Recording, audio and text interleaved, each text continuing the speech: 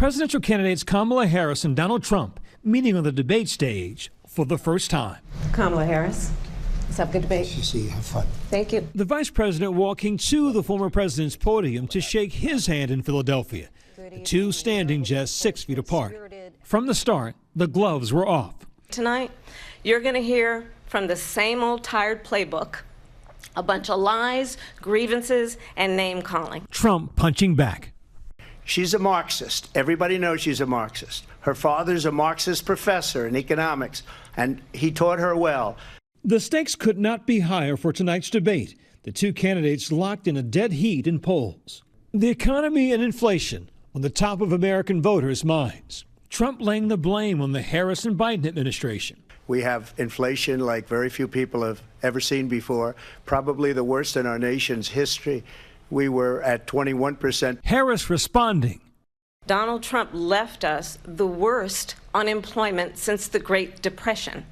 Donald Trump left us the worst public health epidemic in a century. Like the Trump-Biden debate, tonight there was no studio audience and the microphones were turned off. And remember this, she is Biden. You know, she's trying to get away from Biden. I don't know the gentleman, she says. She is Biden. The worst inflation we've ever had, a horrible economy because inflation has made it so bad, and she can't get away with that. Harris responding. Clearly, I am not Joe Biden, and I am certainly not Donald Trump.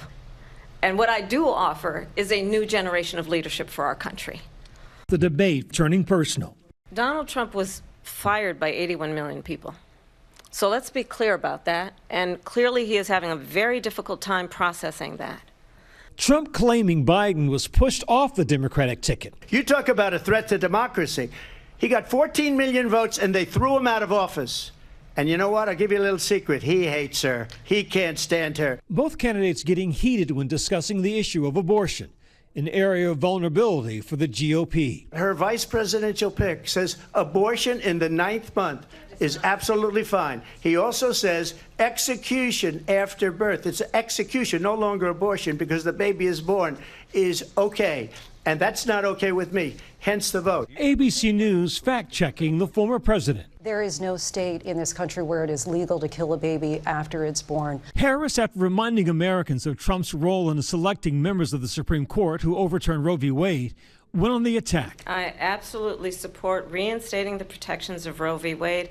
And as you rightly mentioned, nowhere in America is a woman carrying a pregnancy to term and asking for an abortion. That is not happening. It's insulting to the women of America. According to a Pew Research Center study, a majority of Americans believe abortion should be legal in all or most cases. President Trump hammering the Biden administration on the border, an area of vulnerability for Harris. There's never been anything done like this at all. They've destroyed the fabric of our country. Millions of people let in. And all over the world, crime is down all over the world except here. Harris defending her record, pointing to the bipartisan border bill that Trump killed. That bill would have put more resources to allow us to prosecute transnational criminal organizations for trafficking in guns, drugs, and human beings. But you know what happened to that bill?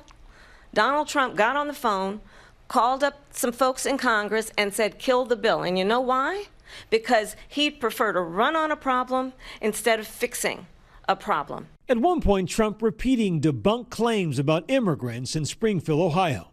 In Springfield, they're eating the dogs, the people that came in. They're eating the cats. They're eating the pets of the people that live there. I just want to clarify here. You bring up Springfield, Ohio, and ABC News did reach out to the city manager there. He told us there have been no credible reports of specific claims of pets being harmed, injured, or abused by individuals within the immigrant community. Both candidates going after one another. Harris needling Trump about his rallies. You will see during the course of his rallies, he talks about fictional characters like Hannibal Lecter. He will talk about windmills cause cancer. And what you will also notice is that people start leaving his rallies early out of exhaustion and boredom. People don't go to her rallies. There's no reason to go. And the people that do go, she's bussing them in and paying them to be there.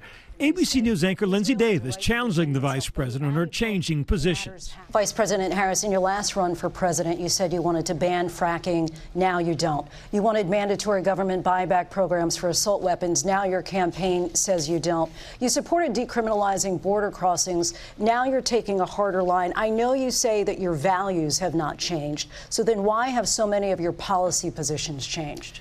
So my values have not changed, and I'm going to discuss at least every point that you've made. Tonight was crucial for both candidates, but for Harris it was her biggest stage yet as she reintroduces herself to voters, with recent polls showing nearly a third of voters say they still don't know enough about her. While tonight was her first presidential debate, she did not hold back. When you then talk in this way in a presidential debate and deny what over and over again are court cases you have lost because you did in fact lose that election, it leads one to believe that perhaps we do not have in the candidate to my right the temperament or the ability to not be confused about fact. Trump launching attacks on Harris's record. She's worse than Biden. In my opinion, I think he's the worst president in the history of our country. She goes down as the worst vice president in the history of our country. Tonight was Trump's 7th presidential debate. Less than 3 months ago, he was on the debate stage facing off against a different candidate. With the COVID,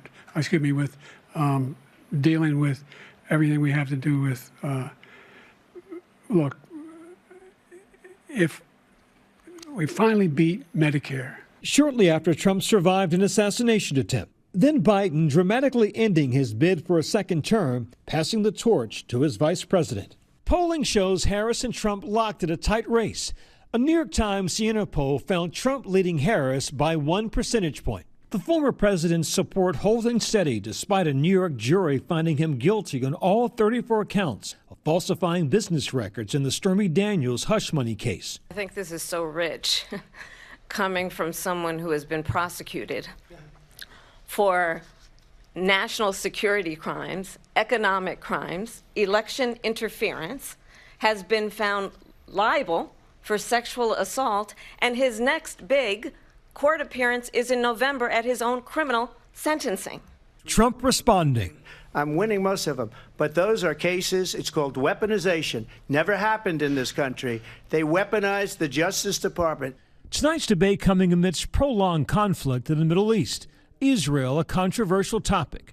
She hates Israel. If she's president, I believe that Israel will not exist within 2 years from now. And I've been pretty good at predictions, and I hope I'm wrong about that one. She hates Israel. Vice President Harris, he says you hate Israel. That's absolutely not true. I have my entire career and life supported Israel and the Israeli people. He knows that. He's trying to, again, divide and distract from the reality, which is it is very well known that Donald Trump is weak and wrong on national security and foreign policy. It is well known that he admires dictators, wants to be a dictator on day one, according to himself.